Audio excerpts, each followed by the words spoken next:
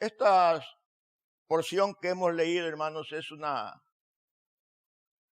respuesta que el apóstol Pablo da a los creyentes de Tesalónica.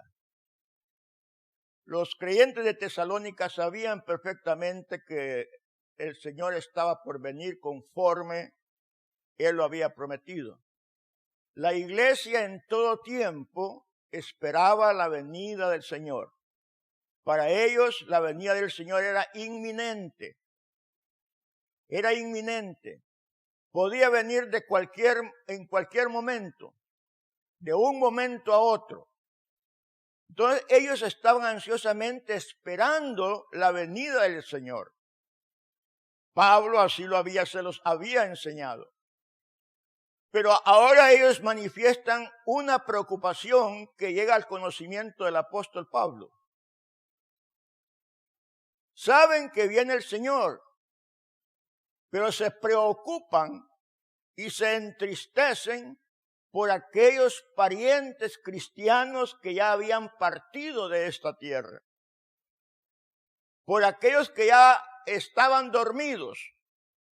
Es decir, se usa esa palabra aquí, dormir, es una palabra muy bonita, muy simpática, pero se usa en lugar de decir muertos, que es un poco más fuerte.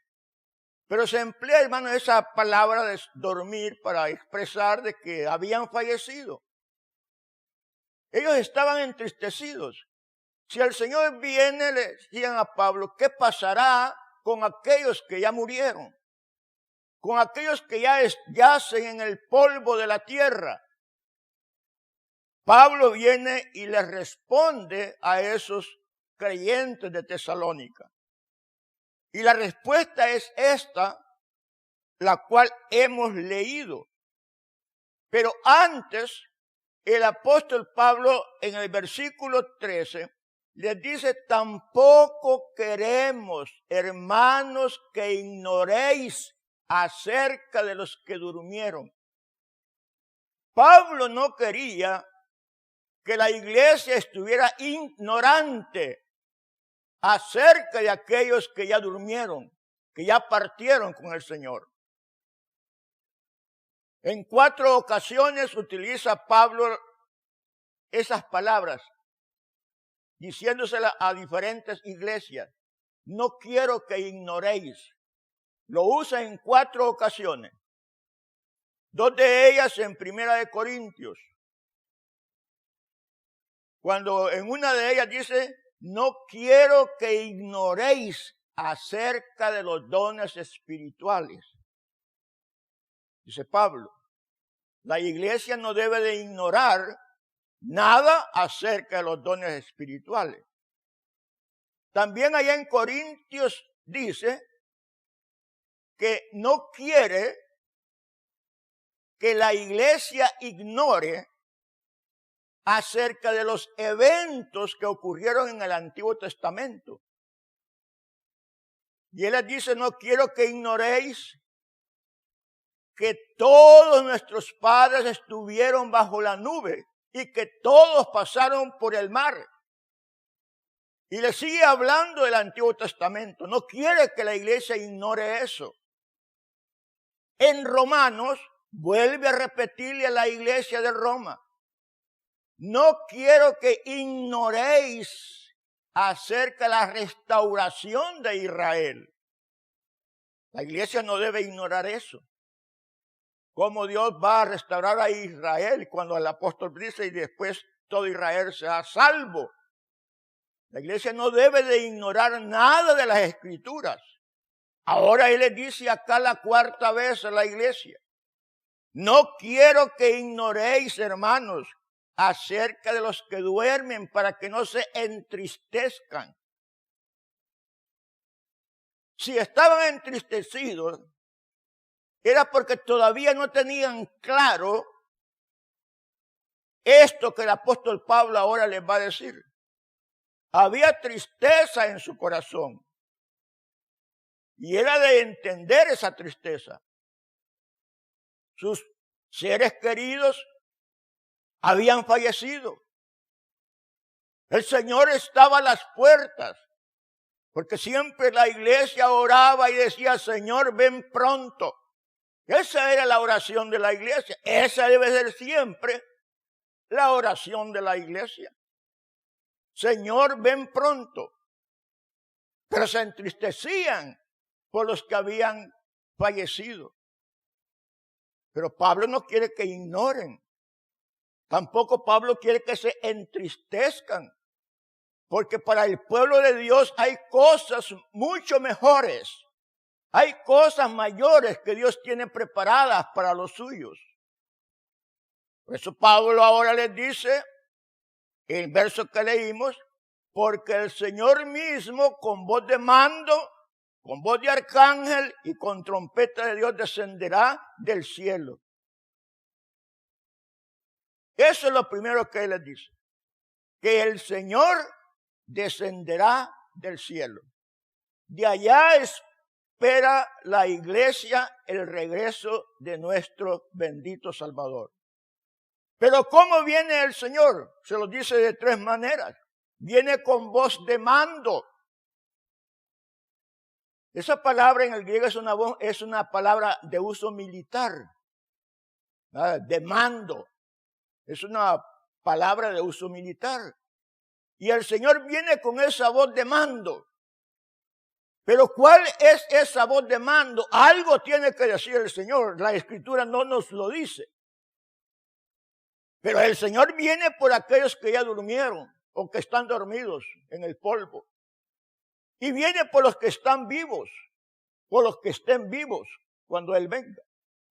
Pero viene con voz de mando, con voz de fuerza, de poder. ¿Cuáles serían las palabras que el Señor traería con esa voz de mando? Si viene a levantar a los muertos. Cuando resucitó a Lázaro, ¿qué dijo el Señor? ¿Qué dice la Escritura? Dice que con gran voz le dijo, Lázaro, ven fuera.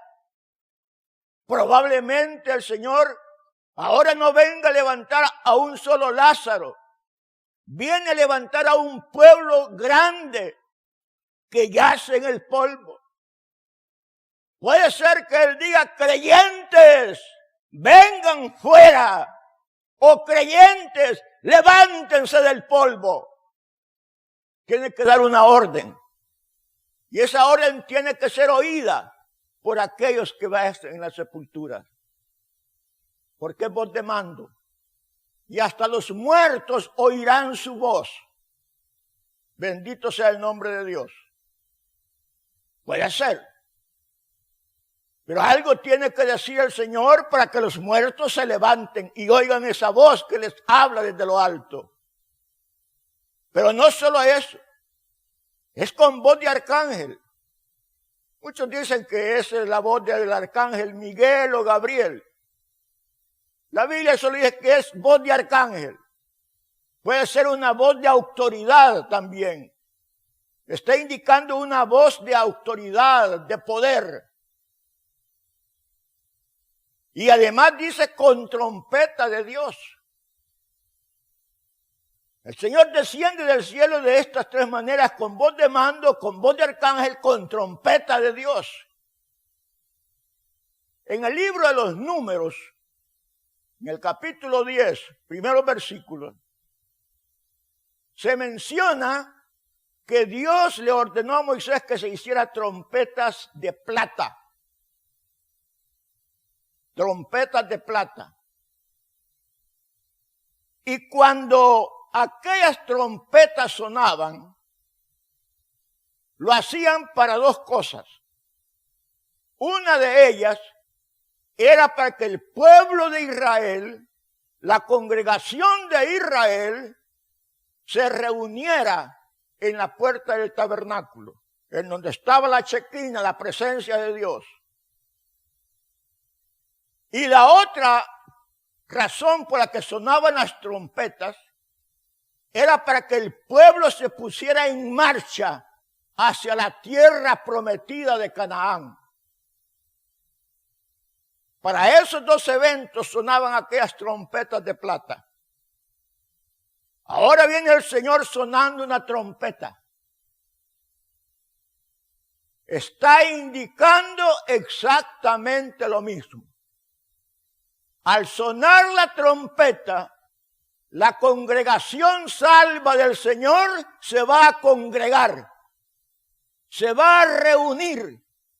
Y al sonar esa trompeta, el pueblo se pone en marcha hacia la Canaán celestial, hacia la patria celestial. Por eso suena la trompeta.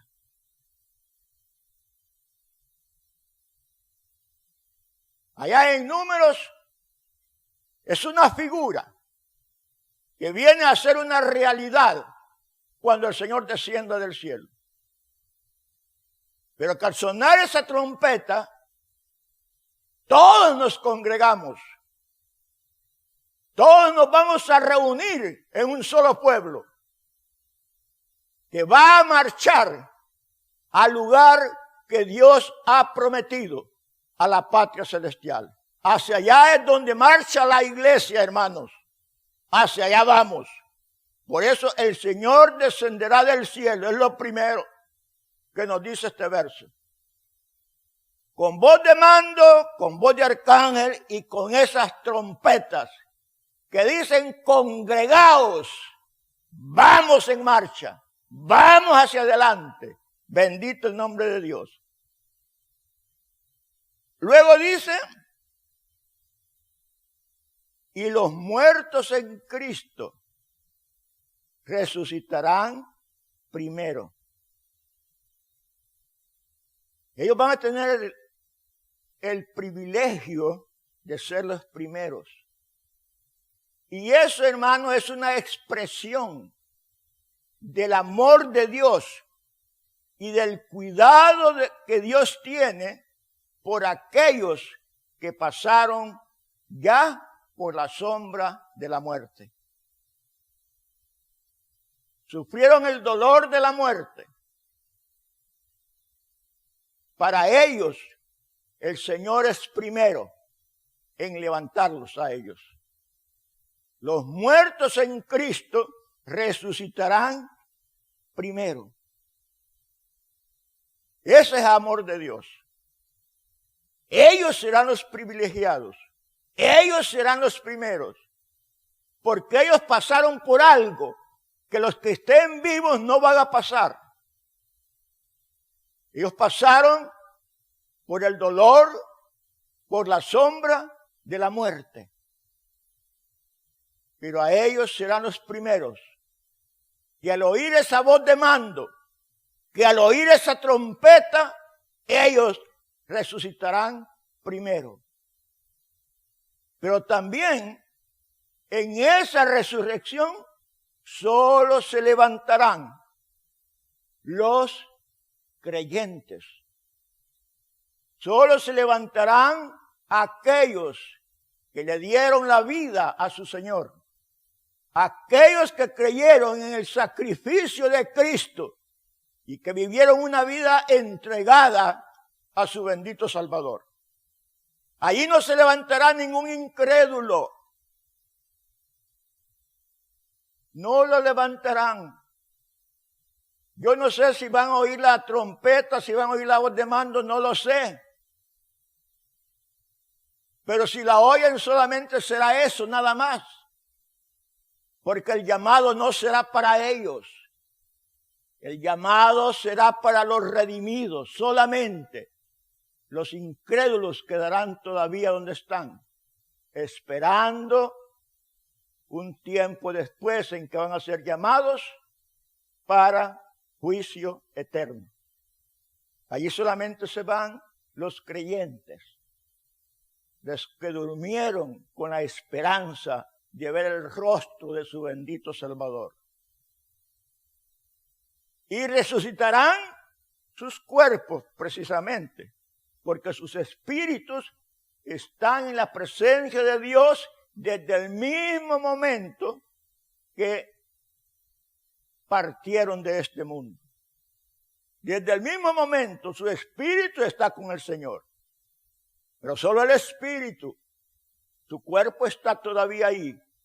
Pero cuando suene la trompeta, suene la voz de mando, ese cuerpo se levanta a reunirse con sus espíritus. Bendito sea el nombre de Dios.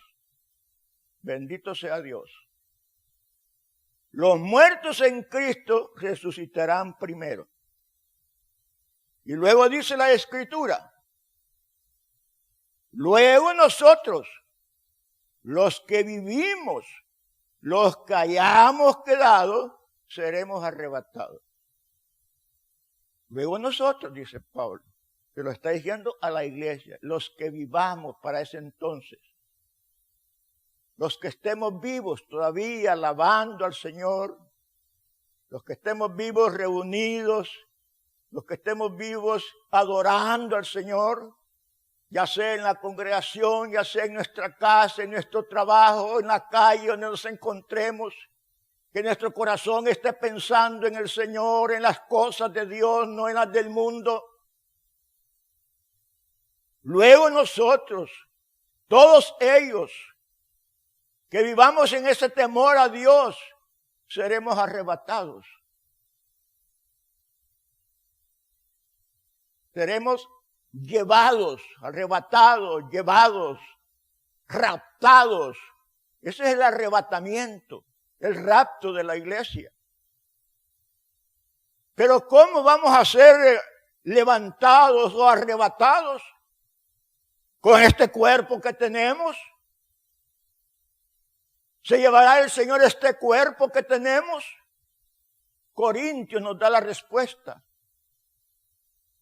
Primera de Corintios capítulo 15, versículo 52 en adelante. Nos da la respuesta. He aquí os digo un misterio. No todos dormiremos. Es decir, no todos vamos a morir. Pero eso sí, dice Pablo, todos seremos arrebatados. En un momento, en un abrir y cerrar de ojos, a la final trompeta, dice, porque se tocará la trompeta. Lo vuelve a repetir. Eso es importante. No va a ser solo porque va a sonar y sonar. Ese sonido trae ese mensaje que ya les expliqué. Sonará la trompeta y los muertos serán resucitados incorruptibles y nosotros seremos transformados. Ahí está. No es este cuerpo, es este mismo cuerpo, pero transformado. Así como está este cuerpo, no puede entrar a la presencia de Dios. Porque es necesario, dice Pablo, es indispensable, dice Pablo, que esto corruptible se vista de incorrupción y esto mortal se vista de inmortalidad. Este cuerpo es corruptible y es mortal. Eso quiere decir que este cuerpo, al ser corruptible, se envejece en primer lugar. Se envejece. Todos van envejeciendo. ¿Verdad? Todos envejecemos. Porque eso es cuerpo corruptible. Se va deteriorando. Poquito a poquito. Pero se va deteriorando. Porque es corruptible, es corrupto. Se va envejeciendo. Se va enfermando. Porque es corruptible. Se va desgastando. Va perdiendo sus facultades. Ya cuando llegamos a esta edad que tenemos la mayoría de algunos que están jóvenes todavía se ven jóvenes. Pero la mayoría de nosotros, nuestro cuerpo ya está desgastado. Ya no podemos dar una carrera de un par de kilómetros porque al salir de aquí a la puerta corriendo ya vamos agotados, cansados. El cuerpo se va consumiendo poco a poco. Y al final, como es corruptible, muere. es mortal. Porque está establecido que el hombre muera una vez. Eso está establecido. Por ser un cuerpo corruptible.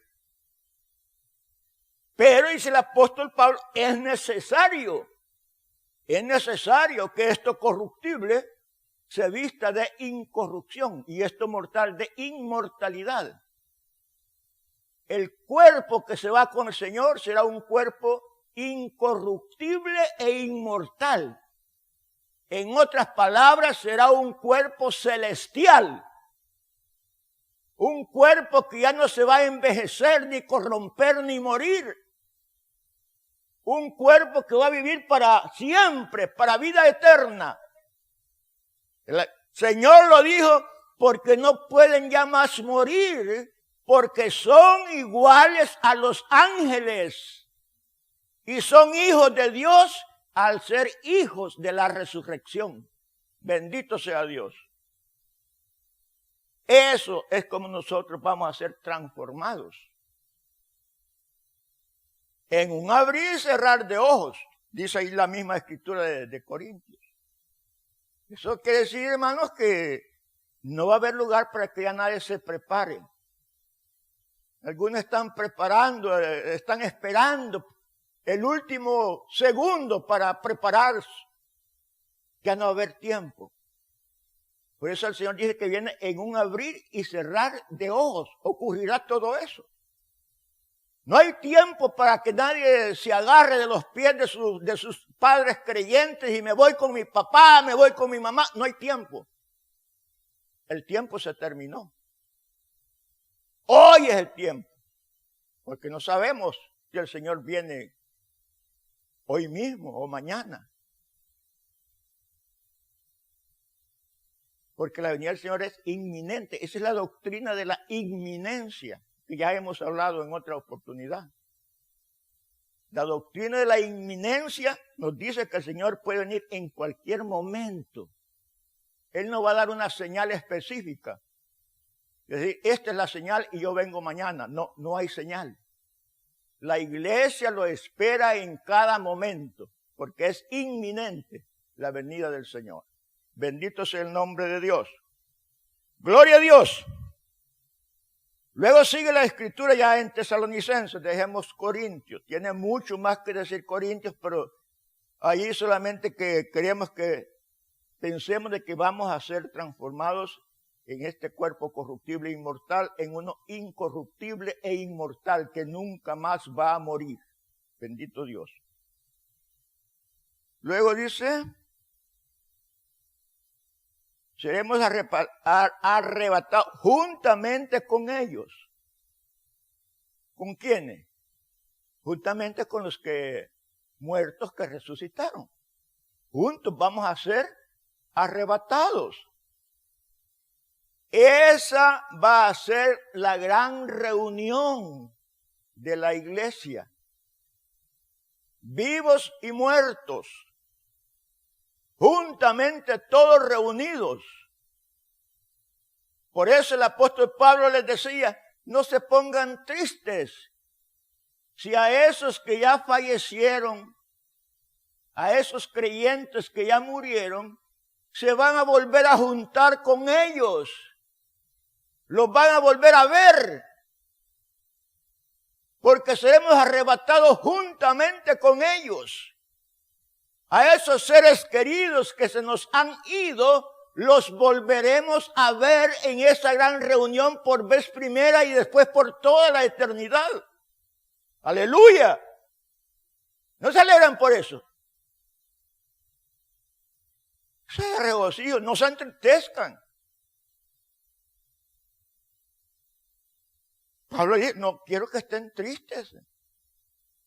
Es cierto, hermanos, que cuando fallece un ser que amamos, hermanos, y se nos va la vida. Pero hay esperanza. Hay esperanza. Aquellos que no tienen esperanza, el apóstol Pablo, ustedes no se entristezcan, dice, como aquellos que no tienen esperanza. Los que no tienen esperanza, que se entristezcan porque no tienen esperanza. Pero ustedes los creyentes, dice el apóstol Pablo, tienen esperanza. Tienen esperanza, tienen la promesa del Señor. Entonces, hermanos, estamos en espera de esa gran reunión con todos, hermanos, creyentes que hayamos conocido y que no hayamos conocido.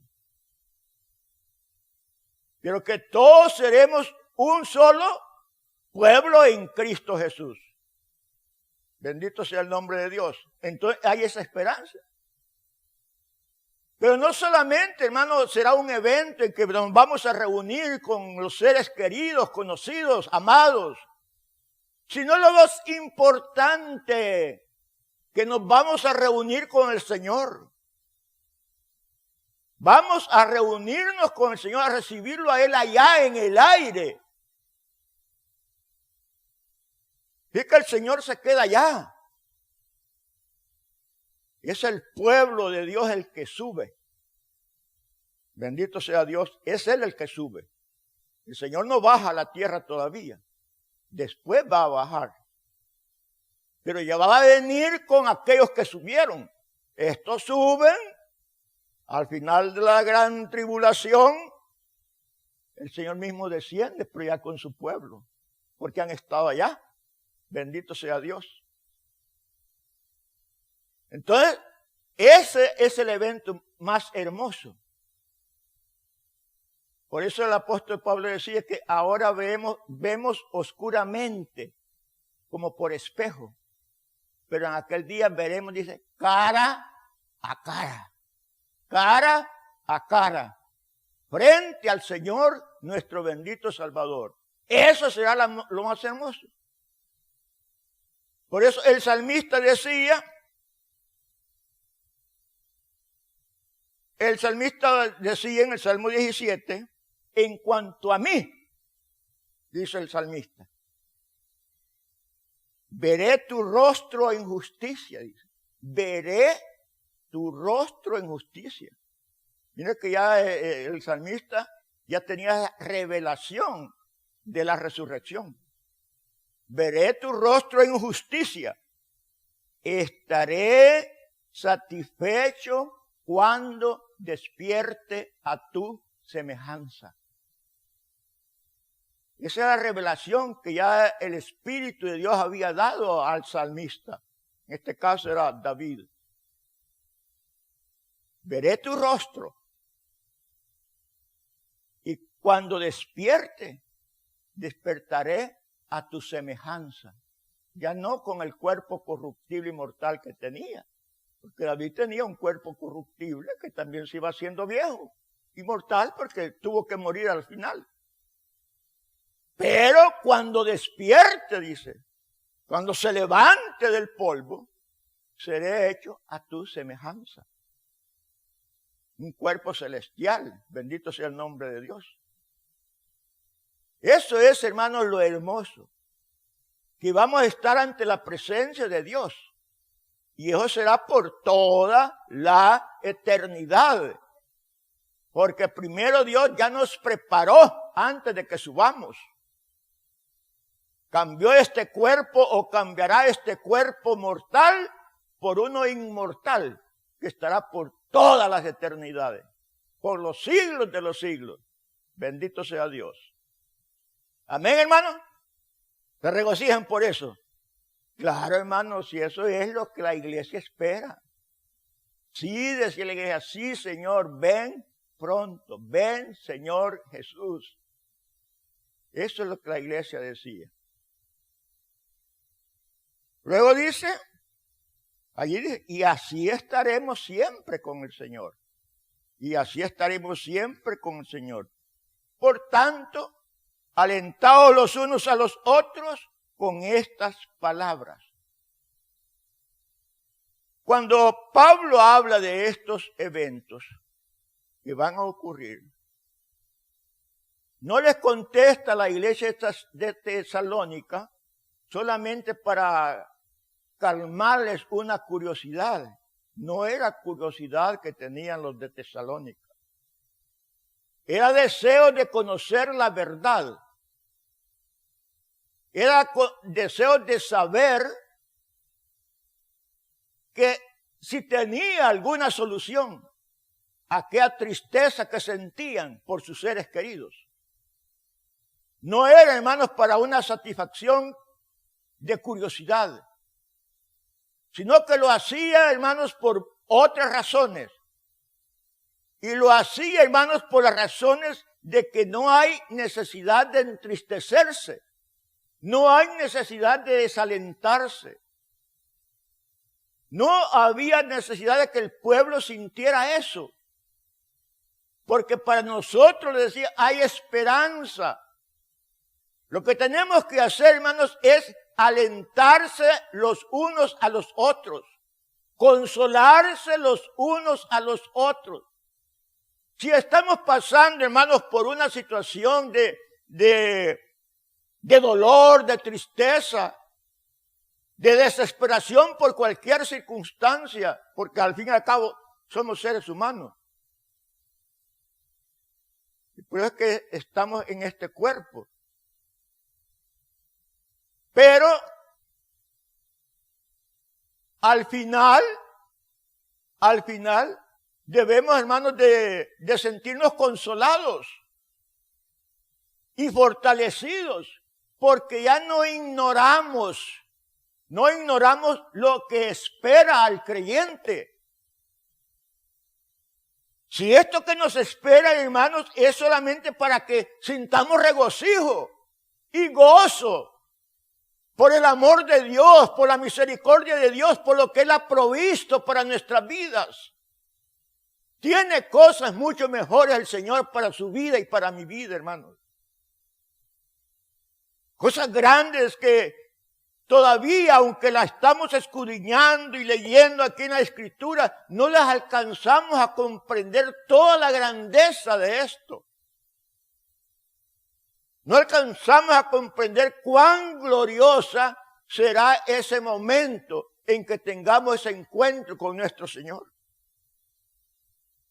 Por mucho que nos imaginemos cuán glorioso, cuán hermoso, cuán maravilloso, cuán excelso será ese evento, no podemos alcanzar a comprender toda la magnitud de lo que eso encierra.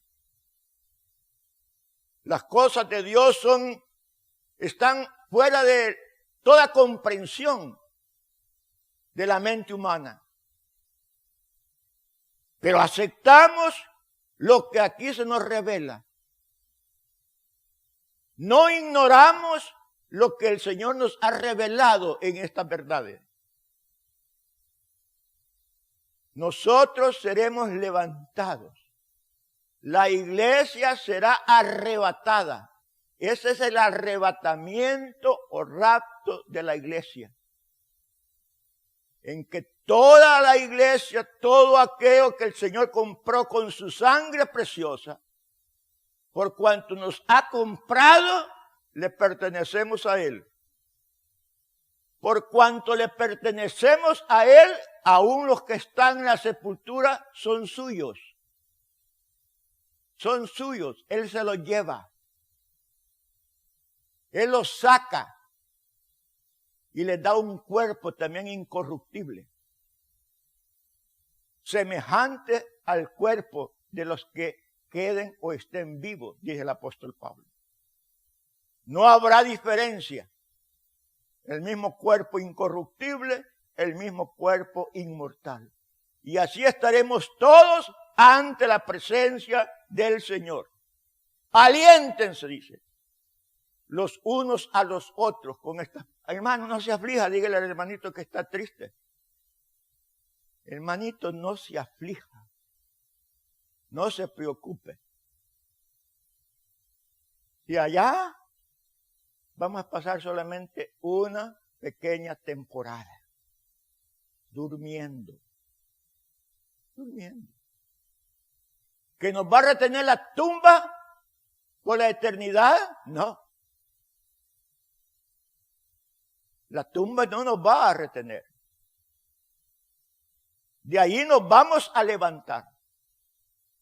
De allí nos levantará el Señor, porque poderoso es Él y fiel es Él en su palabra. Aliéntense los unos a los otros con estas palabras. Que nos vamos con el Señor, nos vamos. Pero,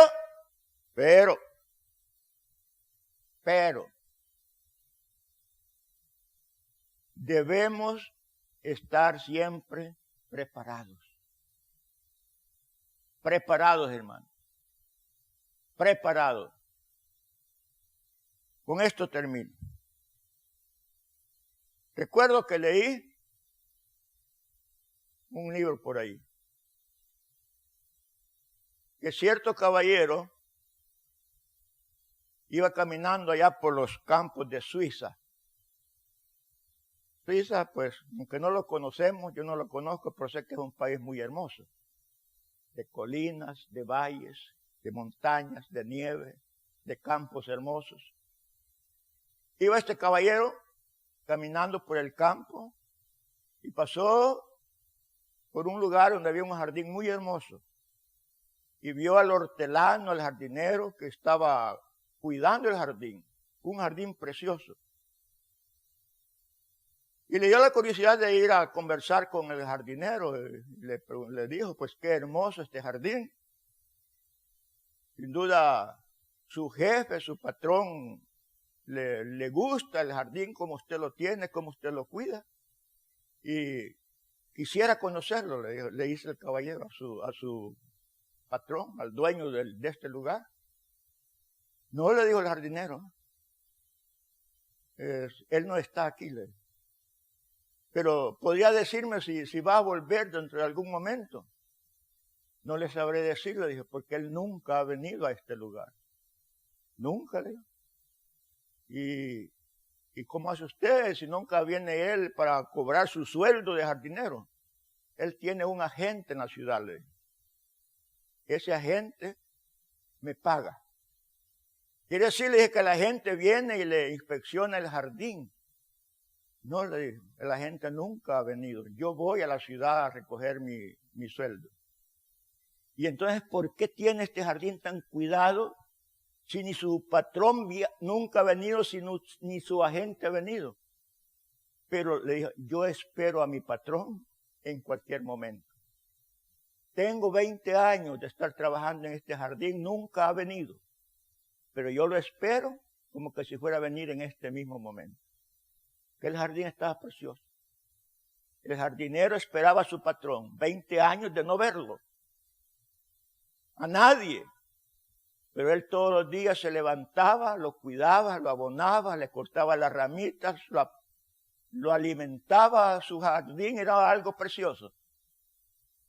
Pero lo hacía porque su patrón podía llegar en cualquier momento. Él estaba preparado con lo que estaba haciendo. Nosotros debemos de estar así preparados. El Señor, nuestro Señor, puede venir en cualquier momento. Y quiere que nosotros estemos preparados porque no sabemos del día ni la hora. Pero el que ha de venir, vendrá. Todavía un poquito, todavía un ratito más, pero el que ha de venir, vendrá. Consolaos con estas palabras los unos a los otros. El Señor viene, Maranata. Amén. Dios les bendiga, hermanos. Gloria al Señor. Vamos a orar, darle gracias a Dios. Pongámonos de pie, hermanos.